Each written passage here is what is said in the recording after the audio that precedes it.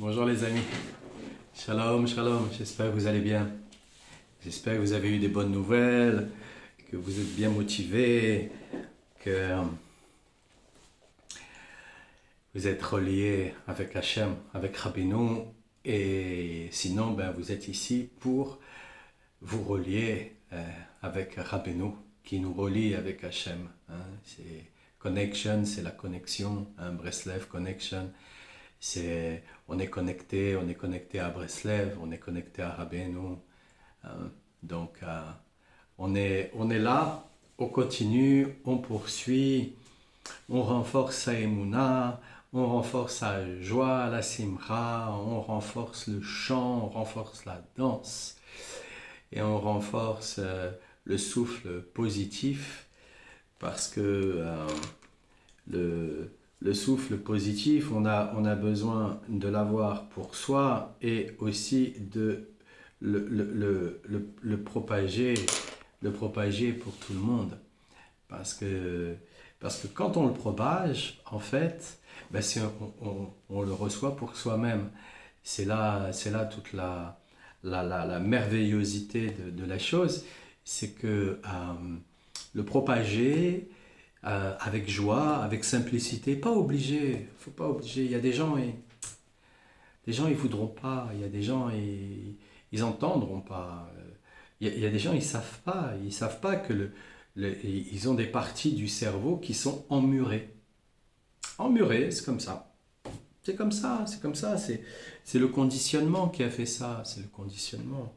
Vous savez, moi j'ai eu de la chance, énormément, Baruch Hashem, puisque tout ça c'est Dieu qui le veut.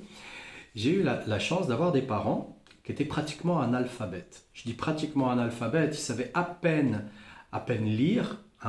Fallait pas leur demander d'être derrière des livres. Mon père avait lu 2 livres dans sa vie. Ma mère, c'était tout aussi, enfin c'était pareil quoi. Et ce qu'il faut savoir, c'est que dans leur pseudo-alphabétisme, parce que bon, c'était pas totalement analphabètes, mais quoique, mon père savait quand même parler 5 langues. Ma mère aurait pu, mais bon, il y avait peut-être pas la motivation, je ne sais pas.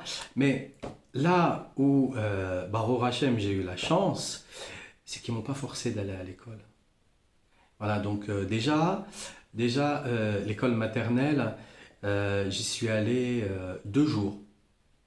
En 2 fois, voilà, la première fois j'y suis allé, j'étais vraiment petit à l'école maternelle, on est vraiment petit. J'y suis allé, elle m'a emmené à l'école maternelle, je suis rentré, j'ai regardé tous les petits camarades qui étaient là, j'ai regardé les maîtresses qui étaient là, j'ai suivi tout le monde, il fallait aller se laver les mains, je suis allé me laver les mains.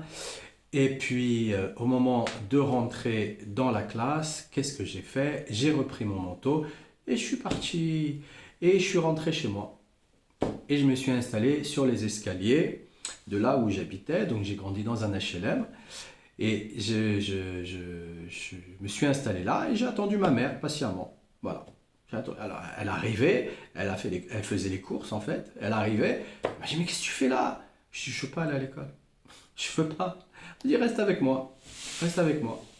Et donc, elle m'a ramené une autre fois, mais c'était la fin de la maternelle parce qu'il lui avait dit, vous savez, il faut quand même qu'il vienne, auquel cas il ne pourra pas avoir d'entrée au CP. Donc, j'ai fait la fin de la maternelle et ensuite, je suis rentré au CP. Et quand je suis rentré au CP, je savais lire, compter et écrire comme un enfant, voilà. Mais j'avais pas appris avec eux. J'avais appris de mon plein gré, parce que ça m'amusait. J'avais appris par moi-même, donc pas avec mes parents. Ils étaient à moitié analphabètes. Donc, il faut savoir que cette chance que j'ai prise et que j'ai eue et que mes parents aussi m'ont donné parce que en fait après même à l'école primaire et même après dans les études et j'ai fait des études, j'ai quand même un bac plus 2. Donc j'ai fait aussi des études derrière ça. Mais j'ai pas fait des études comme tout le monde. Par exemple, mon BTS, je l'ai passé en 9 mois et demi. Je l'ai pas fait en 2 ans. Et l'école en règle générale, comment ça s'est passé? Eh bien, il y avait au moins 2 jours dans la semaine, donc c'est des semaines qui sont assez courtes, hein, et bien 2 jours dans la semaine où j'y allais pas. Voilà, j'allais pas. Donc ma mère, elle m'emmenait avec elle. Elle m'emmenait avec elle. Donc on allait visiter les musées, on allait faire plein d'autres choses, plein d'autres activités qui étaient très très très intéressantes. Mais non, j'allais pas à l'école. J'allais pas à l'école. Donc il faut savoir que plus on est dans le conditionnement de la scolarité où on nous fait miroiter je ne sais quoi, hein, un diplôme d'ingénieur, une maîtrise de je sais pas quoi, voilà. Donc on va être où? On va être dans une classe sociale où on va gagner moins de 10 000 euros par mois. Tous les gens qui gagnent moins de 10 000 par mois, c'est ceux qui payent le plus d'impôts dans cette société dans laquelle nous sommes. Donc en fait, c'est eux qui payent tout ce qu'il y a à payer pour le reste. Il faut passer au-dessus, la barre au-dessus. Mais la barre au-dessus, tout le monde n'en a pas la nécessité de gagner plus. Tout le monde n'en a pas la nécessité. Donc Hachem, il n'autorise pas tout le monde à gagner beaucoup plus dans tout ça. Et tous ceux qui vont gagner dans tout ça, donc je ne vais pas en parler parce que bon, voilà, ils comprendront un jour. Ils comprendront un jour. Mais il faut bien comprendre que quand le cerveau il est emmuré vers les pseudo-connaissances, les pseudo-sciences, quand il est emmuré, automatiquement, on n'a pas le même regard. On n'a pas le même regard sur la vie, on n'a pas le même regard sur les objets, on n'a pas le même regard sur tout ce qui nous entoure, sur l'éducation, on n'a pas le même regard. On n'a pas le même regard. Éduquer un enfant, c'est pas de l'élevage. Éduquer un enfant, c'est l'accompagner, c'est lui donner la possibilité qu'il devienne autonome, indépendant. Voilà. Et donc, par rapport au souffle, le souffle positif en lui-même, eh bien, c'est que quand nous, on se sent positif, alors à ce moment-là, on va parler. On va parler. Et parce qu'on va parler, on va émaner ce souffle qui va aller en direction de chacun d'entre nous. Et donc, c'est un souffle de vie, comme le dit Rabbeinu. C'est un souffle de vie qui se trouve voilà, chez les tzadikim. C'est parce que Dieu, dans sa miséricorde et sa clémence, sans limite, il n'y a pas de mérite, ça n'existe pas le mérite. C'est un truc inventé par... Non, ça n'existe pas. C'est pour ainsi dire... Voilà, sa clémence sans limite, c'est pour ainsi dire restreint, si bien que le tzadikim reçoivent leur souffle de vie de la Torah et comblent les vides en y insufflant le souffle de vie. De cette manière, amène l'expiation des péchés. Donc, c'est quoi au juste? C'est-à-dire que le tzaddik, voilà, il va lire, hein, donc nous aussi, on va étudier la Torah, on va la lire, mais le tzaddik, il va la lire d'une façon très positive. C'est-à-dire qu'il va se souvenir de certains détails qui, lorsque nous, on va lui demander, parce qu'on va prier dans son sens, donc on va lui demander, alors à ce moment-là, il va nous répondre, ce qui va faire qu'il va nous libérer, de notre mur, hein, qui est dans notre système de compréhension. Il va nous libérer de notre souffrance, hein, qui est aussi un mur. De toutes les façons, ça vient de la compréhension. La souffrance, elle vient de la compréhension limitée dans laquelle on se trouve. Mais il va nous libérer, lui. Il nous traduit ça par l'expiation des péchés. Mais il va nous libérer de notre erreur, de notre erreur, notre erreur, notre erreur. Et notre erreur, l'erreur que l'on fait très souvent, très souvent, très souvent, c'est quoi? Ben, c'est parce que ça marche pas, alors on arrête, on dit non, ça va, c'est bon. Voilà. On tombe dans le désespoir. On tombe dans... C'est une erreur phénoménale. Et pourquoi c'est une erreur phénoménale? Parce que le désespoir, il est insufflé par tous les princes des saves. Donc par tous ces hommes et ces femmes qui surtout, ne veulent pas que ça change, ne veulent pas que ça évolue, parce qu'ils ont beaucoup trop de choses à perdre. Eh oui, eh oui. Comme on dit avec Internet, là, on dit si c'est gratuit, c'est toi le produit. Donc ils vont dans ce sens-là. Ils vont dans ce sens-là. C'est-à-dire que, mais non, mais tu vois bien, tu peux pas, c'est trop difficile, tu n'y arriveras pas. Mais tu vois bien, hein, tu chantes mieux qu'un cheval, mais tu cours moins vite tu cours moins vite que lui. Beaucoup ont tellement de façons de répondre systématiquement pour que on rentre dans le désespoir, que tous ces gens-là, il faut s'en écarter. Il faut s'en écarter, c'est des accusateurs, ils vous accusent. Ils vous accusent de leur propre responsabilité. Ils vous accusent on appelle ça des victimes, on peut appeler ça aussi des gens toxiques, on peut appeler ça tout ce qu'on veut, mais bon, bien souvent dans toute cette catégorie, malheureusement, c'est tout simplement parce qu'ils sont victimes d'eux-mêmes. Ils sont victimes d'eux-mêmes. Ils n'ont pas compris que le tzaddik, lui, hein, comme Hachem, c'est pareil. Hachem, quand il nous envoie la lumière, c'est en fonction de nos réceptacles. Si nos réceptacles sont propres, on va la recevoir proprement. Si nos réceptacles sont sales, on va la recevoir en fonction de ça. On va avoir ce que l'on est. Et donc, le tzaddik en lui-même, ben, s'il nous dit oui, ben, c'est comme ça qu'il faut faire, et nous on dit non, mais je peux pas, tu sais, bah, fais comme ça. Vas-y, fais comme ça, fais comme ça. Pour qu'à un moment donné, on puisse réussir quand même, eh bien, à gagner en effort, à gagner en volonté, à gagner en vouloir, nous donnant la possibilité vraiment de le faire comme lui, il dit de le faire. C'est comme ça qu'on peut éviter de tomber dans le désespoir. Mais, vous savez, il y a des gens qui ont voulu, par exemple, être avec moi. Je dis, ok, d'accord, on va marcher ensemble. Et puis à un moment donné, après des années, ils se sont retournés. Ok, ils se sont retournés. Ok, retournez-vous. Retournez-vous, il n'y a pas de problème. Et en plus de ça, je vais vous aider encore plus à vous retourner. Encore plus à vous retourner. Pour quelle raison? Parce que vous voulez vous retourner, alors retournez-vous.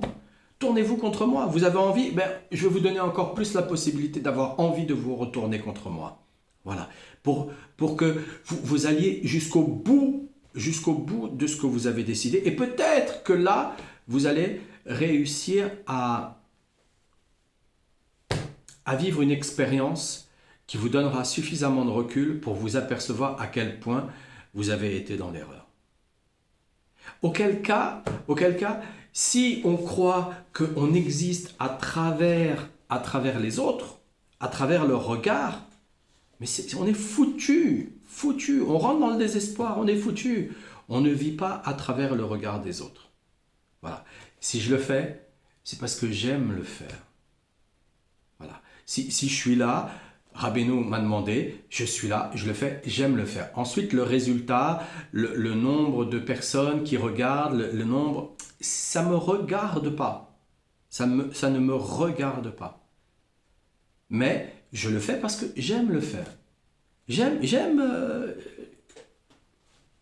comment dire, transmettre. J'aime partager. J'aime partager. J'aime partager. Maintenant, si j'ai personne pour partager, il y aura toujours quelqu'un pour partager dehors. C'est pas grave. Il y aura toujours quelqu'un. Donc, on partage un côté, après on s'en va, on partage un autre, après on s'en va, voilà, on continue.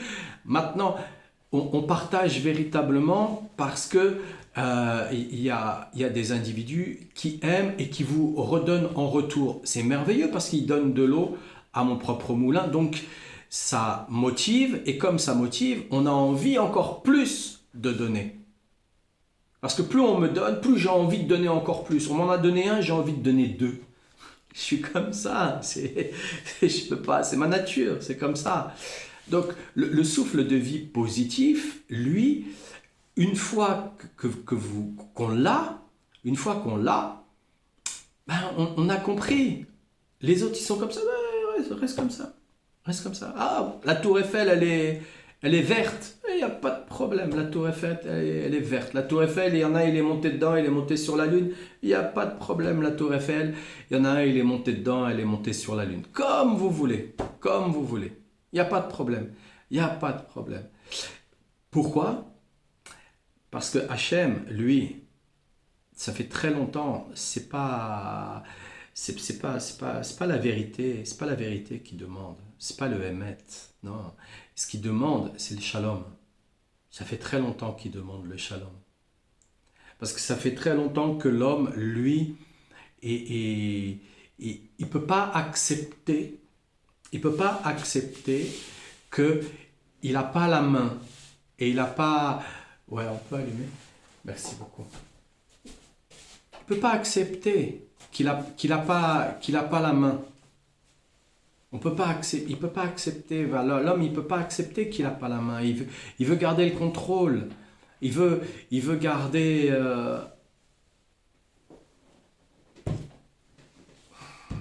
Il veut être dominateur. Il veut être dominateur.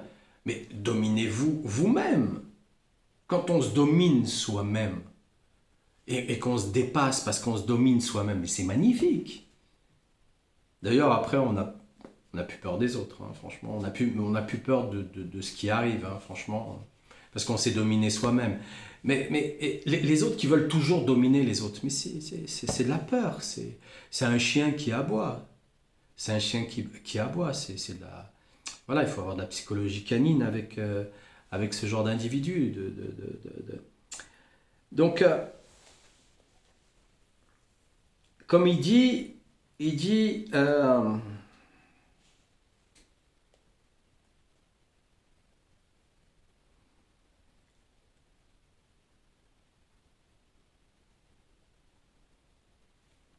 voilà, le tzaddik,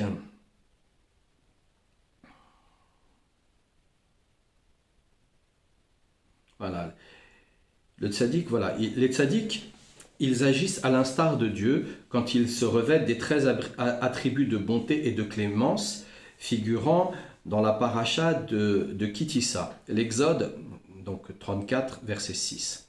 Éternel, éternel, Dieu miséricordieux et clément, longanime, ce dernier qualificatif ayant trait, lui aussi, à la patience dont Dieu fait preuve vis-à-vis de ses créatures, en plongeant leur souffle grâce au soupir. C'est étant donné qu'il sait qu'à un moment donné, on va s'essouffler.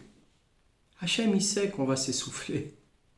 Il sait, à force d'être la mouche qui se colle sur la fenêtre, à un moment donné, on va bien voir que celui qui monte du doigt et qui dit, tu vois, la fenêtre à côté, elle est ouverte. Vas-y, on va bien y aller. On va bien y aller à un moment donné.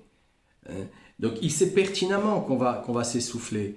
Donc, il sait pertinemment qu'à un moment donné, on va soupirer. Et ces soupirs-là, lui, il peut nous envoyer. Mais il ne l'envoie pas n'importe comment. Il l'envoie parce qu'on est dans la prière. On est en plein dans la tefila et on commence à s'essouffler. On a une fatigue.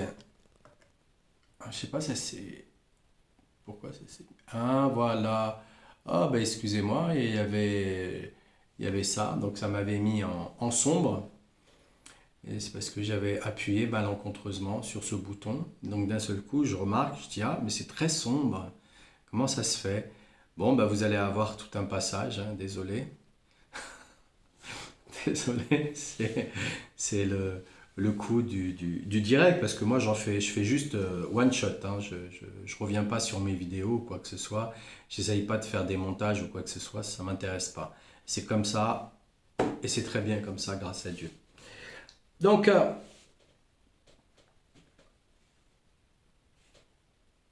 voilà, il fait preuve de patience, Hachem, avec nous, avec ses créatures. Et, et, euh, et donc, c'est par le soupir que on, on remonte finalement. On remonte, on sort la tête de l'eau. On voit qu'on est passé à un autre niveau, vraiment à un autre niveau grâce à ça.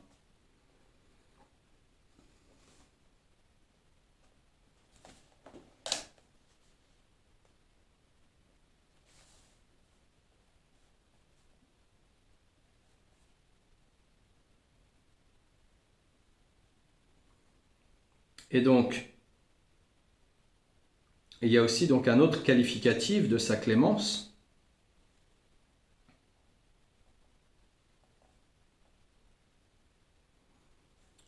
c'est Vehemet Ravresed. Donc c'est Dieu débordant de bonté et de vérité. Et le mot Rav fait allusion ici au tzadikim débordant de sainteté qui procure le souffle de vie à celui qui en ressent le besoin. Et ce juste est à l'opposé des saves. Donc le tzadikim, il est à l'opposé des saves, totalement à l'opposé des saves. Le tzadikim, c'est pas lui qui va vous dire allez à l'école.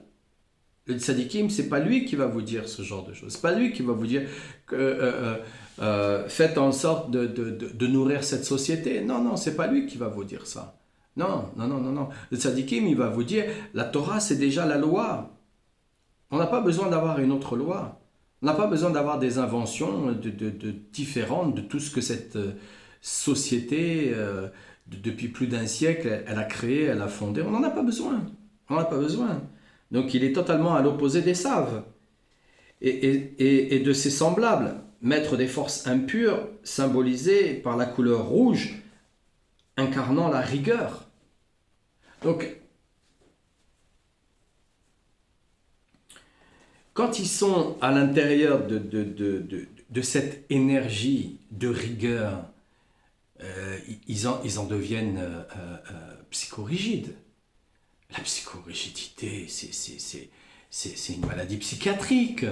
Donc on voit bien qu'on est entouré de ce genre de problèmes qui dirigent notre monde. Qu'est-ce qui fait? On a peur on a peur des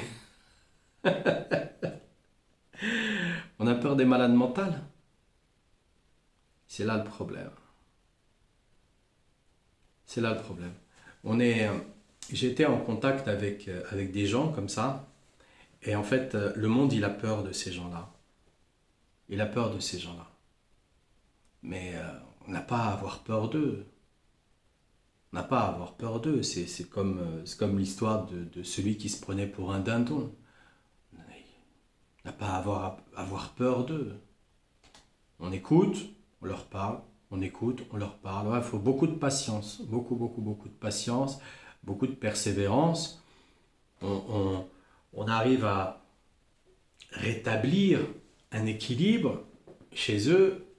Les guérir, c'est eux qui doivent faire l'effort, parce que guérir, c'est associer son vouloir à la volonté. Donc c'est eux qui doivent faire l'effort, parce que bon, on ne peut pas obliger quelqu'un de transformer sa façon de voir les choses, sa vision des choses. On peut pas les obliger. Parfois, il y a des gens, même il y a des gens qui vont suivre le tzaddik, et ça fait 30 ans qu'ils suivent le tzaddik, et il y a quand même encore beaucoup de maladies mentales. Et pour quelle raison? Bah parce que c'est eux aussi. Il y a aussi un effort à faire. Si le tzaddik, Rabbeinu, il nous dit, voilà, faut se réveiller à Hatzot, faire le tikkun, à la rigueur, vous faites le livre, tout le seder, tout le sidour des Teilim. Il vous dit, faut étudier. Et puis à la rigueur, bah, vous avez qu'à dormir la journée et puis la nuit, bah, vous étudiez. Si on ne fait pas l'effort, si on fait pas l'effort. Alors oui, on va écouter le tzaddik. Oui, on va écouter le tzaddik, on va écouter Rabbeinu. Et le fait d'écouter d'écouter le sage, eh ben, ça nous rendra moins fous. Oui, c'est sûr, c'est sûr, c'est sûr. Mais on ne sera pas encore sorti véritablement. Si vraiment on veut en sortir, il y a, il y a un sacrifice à faire. Faut laisser tomber, le passé. Et c'est quoi le passé? C'est ce qu'on croit avec nos inventions, avec nos fantasmes, avec nos interprétations, avec notre mode de conditionnement, avec notre croyance que la vie ici sur la terre, faut la vivre, faut la kiffer, faut la manger, faut s'amuser, oh là, oh là, oh là, oh là, oh là, oh là, oh là, oh là. Il y a une façon et il y a une autre façon. Dans tous ces mots-là, ils ont été traduits par les princes des saves. Pourquoi? Parce qu'ils les ont récupérés et ils les ont mis à leur sauce. Donc, même ça, on ne les comprend pas véritablement. Même quand on va parler de Simra, que la joie, c'est pas les autres qui nous la procurent, c'est pas un événement qui nous la procure, c'est nous qui devons nous forcer à tirer là nos zygomatiques. Et bien, même ça, on ne comprend pas. Mais comment ça? Mais les autres, là, ils m'offrent des cadeaux, bah, ça me fait plaisir. Les gens, là, ils sont sympas avec moi. Ah bah, ils me racontent des histoires, alors je rigole, c'est sympa, etc., etc. Oui, ok, pas de problème, pas de problème, pas de problème. Même c'est très bien. Si on se contente de peu, c'est très très bien. Mais si on veut se contenter de la vérité, alors on sait qu'il n'y a que nous-mêmes qui devons nous forcer à rire et à sourire. Parce que ça vient de nous. Et pourquoi ça vient de nous? Parce que Hachem, il a créé le monde juste pour toi. Juste pour toi. Il ne l'a pas créé pour un autre, il l'a créé pour toi. Pour toi. Il t'a pas demandé d'être le clown d'un autre, même si le clown, c'est sympa aussi, c'est sympa. Sympa, le roi, il avait des bouffons autour de lui, voilà. Et puis, bah, les bouffons, ils mangeaient, et puis le roi, il se divertissait, il prenait une détente, il lâchait ses pressions. Il lâchait ses pressions, oui, pourquoi pas? Pourquoi pas? Voilà, certains ont aussi cette vocation, oui, bien sûr, on est d'accord. Mais quand on veut véritablement sortir définitivement de cette réalité illusoire, tout en y vivant à l'intérieur, hein. C'est pas le problème, hein. On peut y vivre à l'intérieur, hein. C'est pas le problème, hein. Je veux dire, il y a du bien dans le mal et il y a du mal dans le bien. C'est pas le problème en lui-même, c'est pas ça. Mais quand on veut véritablement en sortir, pour véritablement se dire, bon ben maintenant, oui, je sais, je suis guéri. Non, je ne suis plus fou. Donc je peux dire, je suis fou, parce que je suis plus fou. Voilà. Je peux le dire. Eh bien, si on veut véritablement ça, il y a des réglages à faire. Il y a des réglages. Auquel cas, on est toujours soumis, on est soumis à des individus, qui sont psychorigides et qui ont créé une société psychorigide justement parce que ils sont à cause de leur volonté de tout maîtriser, de tout contrôler, eh bien, ce sont comment, des obsessionnels compulsifs. Le génie, c'est un obsessionnel compulsif, hein. Pas oublier, hein. C'est pas, c'est pas un tendre, hein, le génie, hein. Non, non, non, c'est un obsessionnel compulsif, hein. Le génie, généralement, il attend au tournant, hein. Il attend au tournant, il examine, il est là, il regarde sous toutes les coutures, etc., etc. Je sais plus, j'avais entendu un truc là. Bon, il donne des pourcentages, mais comment on peut savoir véritablement les gens en eux-mêmes? Mais il parlait des gens qui sont manipulateurs et il donnait un pourcentage. Mais non, mais l'enfant est manipulateur dès la naissance. Parce qu'il manipule pour être dans la survie. Dans la survie. Dans la survie. Parce que, vous avez eu des enfants, s'ils pleurent pas, bah, parfois, on est tellement fatigué qu'on s'endort. Donc, ils pleurent, ils nous alarment, et c'est de la manipulation. C'est une façon de manipuler. Donc on peut le regarder à différents niveaux, la manipulation on peut la regarder à différents niveaux. Donc quand on veut véritablement sortir de ça, il y a des réglages aussi à faire chez soi-même pour ne pas tomber dans le manichéisme, hein, soit c'est tout blanc, soit c'est tout noir. Il y en a plein qui tombent là-dedans, hein. Il y en a plein qui tombent là-dedans, hein. Beaucoup là, des gens qui sont dans les extrêmes de la politique, les extrêmes des religions, les extrêmes de la philosophie, les extrêmes en tout genre, ils tombent là-dedans, ils sont manichéens. Ah bah non, c'est comme ça, voyez-vous, on peut pas faire autrement, c'est comme ça, c'est pas autrement. Quoi? Non, non, non, un peu de souplesse. Hein, euh, quand les vaisseaux sanguins se rigidifient, ben ça fait mal. Quand les muscles se rigidifient, ça fait mal. Ça crée des maladies, que Dieu nous en protège. Donc, tout ce qui va se rigidifier, ça fait mal. Si on dit non, c'est comme ça, et c'est pas... On fait mal aux autres et on se fait mal à soi-même. Et généralement, quand on est comme ça, c'est parce que on n'a pas le souffle positif.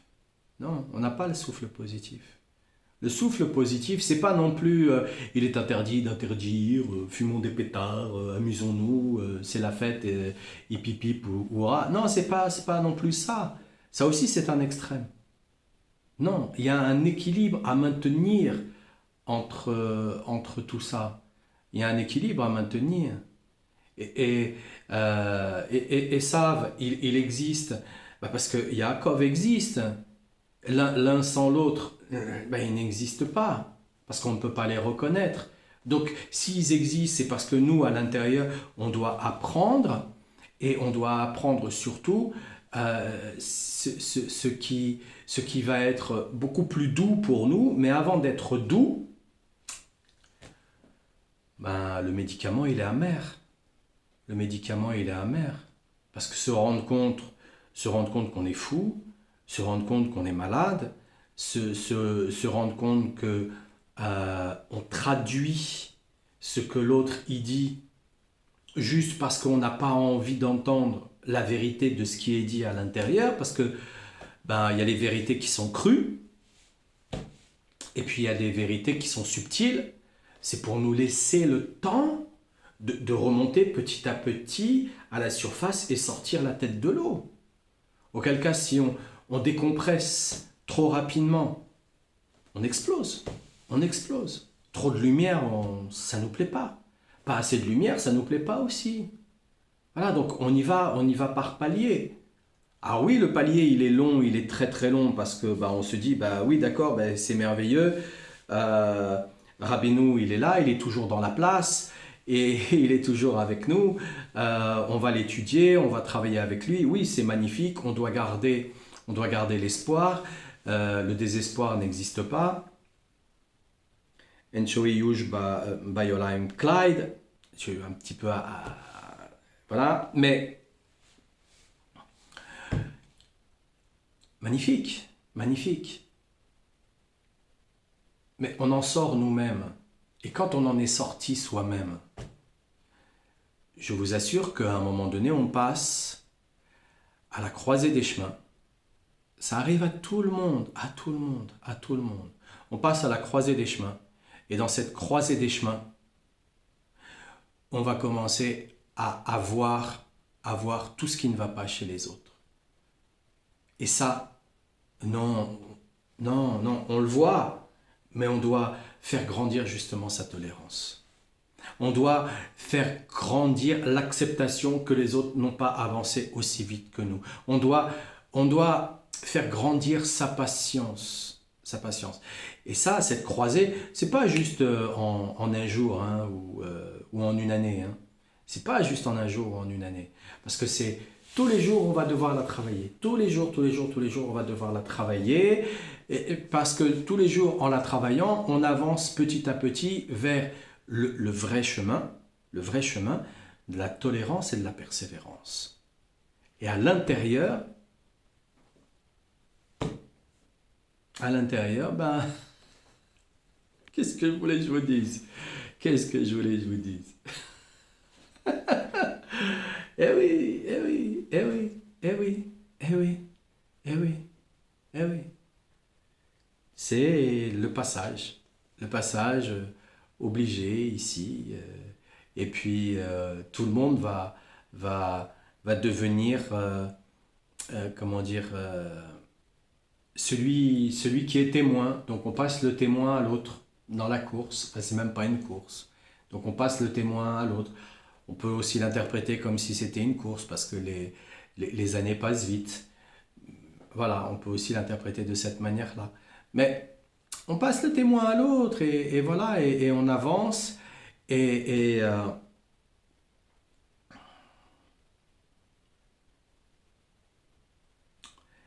et on sait que de toutes les manières, c'est Hachem qui a le dernier mot. Eh oui, eh oui.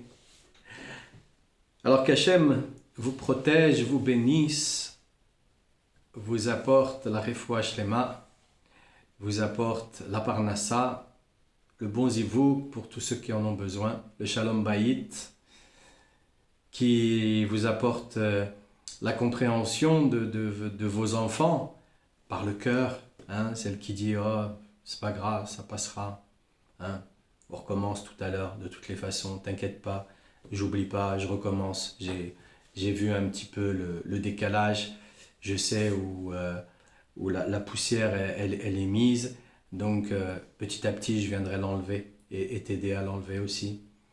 Et qu'Hachem il nous apporte que des bonnes nouvelles surtout.